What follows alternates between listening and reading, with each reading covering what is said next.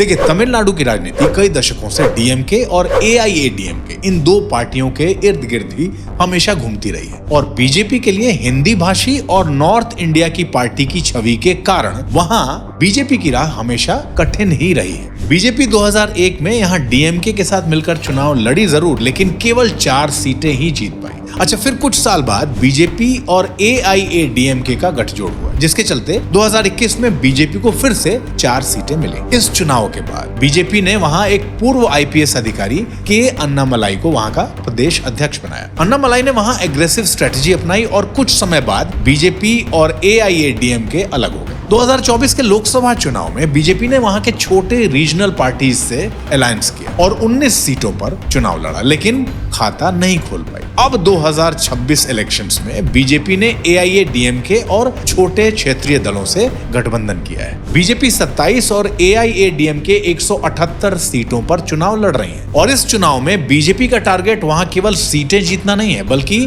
खुद को वहां एक बड़े पॉलिटिकल ऑप्शन के तौर पे प्रोजेक्ट करना है। अगर तमिलनाडु में अच्छी साझेदारी हुई तो बीजेपी अपनी परफॉर्मेंस सुधार सकती है और मजबूत हो सकती है।